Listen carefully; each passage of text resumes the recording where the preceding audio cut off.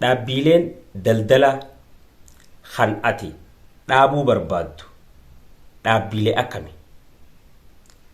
Daldalli yookaan dhaabbileen daldalaa gosoota akkam qaba? Isaan akkam keessatti yoo hirmaatte siif irra bu'aa qabeessa karaalee garagaraatiin jechuudha. Daldaloonni armaan gadii yookaan dhaabbileen daldalaa armaan gadii kanneen seeraan akka daldaltu yookaan dhaabdu siif hayyamamuudha.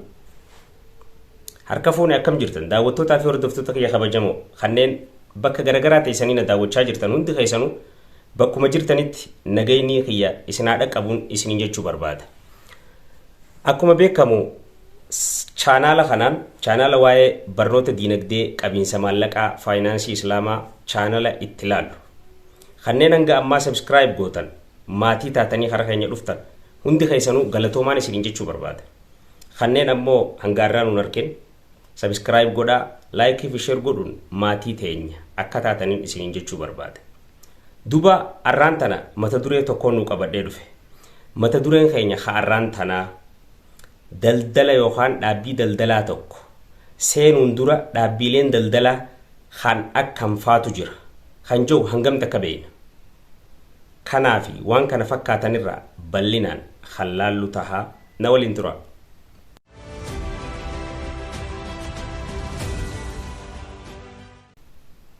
Akkumaan jalqaba irratti ibsuu yaale seera biyya teenyaatiin wal qabatee namni tokko dhaabbilee daldalaa garagaraa dhaabuu danda'a yookaan gosoota dhaabbilee daldalaa garagaraatitu hayyamame biyya teenya tana keessatti. Akkuma addunyaa biraatti illee gosoonni daldalaa garagaraa baay'inaan jiran biyya teenya keessa illee ni jiranii jechuudha. Nuti gosoota daldalaa kam fa'aa beekna? Kam keessatti hirmaachuu qabna? Isa kam keessa seennee yoo daldalle bu'aa irraa argachuu dandeenya? Karaa maallaqaa yookaan tirfii argachuutiin ta'ee, karaa daldala kana yeroo dheertuu tursiisuutiin ta'ee, karaa gamtaan hojjechuutiin ta'ee, isa kam keessatti yoo hirmaanne irra nuuf bareedaadhaa dhiiroo. Gosoota daldalaa yoo xiqqaatte 6tu jira biyya teenya keessa kan hayyamu. As keessaa duuba kallattumaan laaluudhaaf tokkoffaan sole proprietorship kan jennuun daldala nama dhuunfaa kan dhuunfaadhaan dhaabuu dandeenyu jechuudha. Kanuma shaqaxaas tahee waan adda addaa namni tokko dhuunfaan ka'ee hayyama baafatee daldaluudhaaf dhaabbatu. Inni kuni daldala kana keessatti hirmaadhu san keessatti hirmaadhu jedhee waan si daangeessu hin qabu. Gosa daldalaa hafeeta keessatti dhuunfaan hirmaachuu dandeessa. Humna itti qabaannaan jechuudha. Kanaaf akkasuma faayidaan isaa hundarra kan inni itti wayyaa daldala kana gosa daldalaa kana dhaabuudhaaf hundarra salphaadha jechuudha. Inni bifa easy ta'een kaapitaala xiqqaarraa isa eegaltee guddaanis man taane dhaabuudhaaf yookaan jaaruudhaaf dhaabbilee daldalaa isa jaaruuf baay'ee salphaa tahee jennaan jechuu isa kana.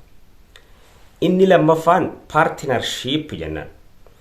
Partnershipiin kuni michooma yookaan shirkinnaa waan jennu sanii afaan Amaaraatiin. Michoomni kuni nama lama ta'uu danda'a lamarraa ol kan ta'e jechuun lamaa gad kan ta'in. Namoota lama yookaan lamaa ol kan ta'an kan walitti dhufanii waliin hojjetan. Tokkoffaa maallaqa hanga qaban waliif fidatanii achirratti liqiis haa ta'u waan adda addaa ta'u barbaaddatanii heera ittiin tirfiis qooddatan. Heera itti walitti dhufan kan booda itti adda bahuu danda'an. Tolfatanii wajjin daldaluudhaaf nama lama kan walitti dhufuu danda'u jechuudha. Inni kuni bakka lamatti qoodama. Isa kana jala gizee ilaalu. Tokko ordinary partnership jennaan. Ordinary partnershipiin kan nama lamaa ol nama jahaa gatte kaapitaalli isaalleen hanga qarshii 15,000tti ta'uu danda'u jennaan jechuudha. Asuma jalatti inni afraffaan jechuudha. General partnershipiitu jira. Michooma waldaa michooma waliigalaa jennaan afaan Oromootiin isa kana. Inni kuni namni lamaa olii hanga fedhe ammoo hin daangeeffamu jechuudha. Ballachuu danda'a. Kaapitaalli isaatis daangaan qabu guddaadha jechuudha. Kan ballachuu danda'u. Isa kanaan general partnership waldaa michooma waliigalaa jechuu ni dandeenya jechuudha. Inni kaan ammoo kan daangeeffamu kun kan hin daangeeffamne jechuudha. Gosti daldalaa inni sadaffaanii fi kan baay'inaan hin beekamne biyya keenya keessatti joint venture kan jennu kan. Baay'inaan joint venturein kun hin jiru biyya teenya keessa. Akkasuma gosti daldalaa inni bira sheer kaampaanii kan jennuun jechuudha. Sheer kaampaaniin gosa daldalaa tahee kan haalaan ammayyaa ta'e jechuudha. Akkasuma kan kaapitaala guddaa nu gaafatu yookaan waldaa aksiyoonaa kan jennuun sanii afaan Oromootiin kan namni baay'een abbummaa bitatee keessatti hirmaachuu danda'u. Biyya teenya keessatti baay'inaan namni keenya waan kana keessa hin jiru daldala dhuunfaa keessa jirra waan ta'eef. Akka addunyaatti garuu gosoota daldalaa gurguddaa ta'an yookaan diinagdee biyya takkaa keessatti gosoota mataa ta'an qabee kan jiru waldaa aksiyoonaa kan jennuun kana.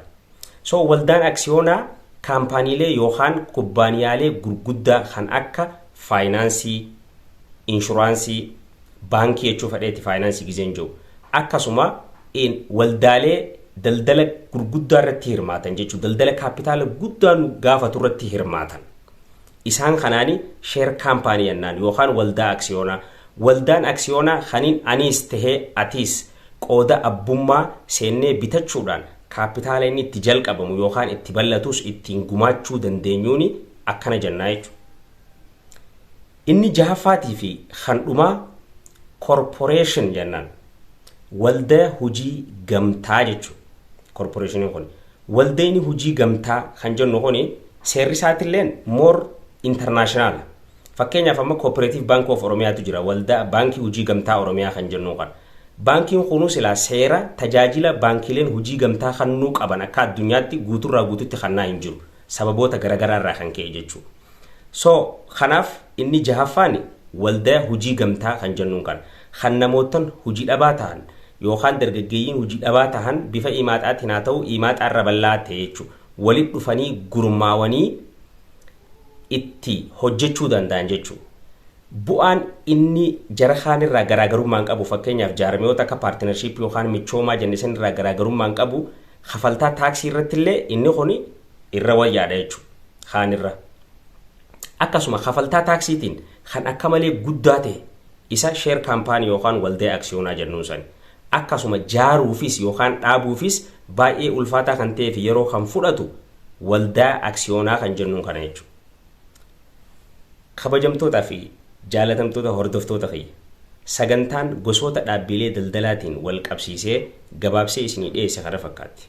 Torbee dhufu qophii wal fakkaattu hanga walitti deebinuu hundi keessanuu bakkuma jirtanitti nageenyi isiniif haa ta'u. Peace.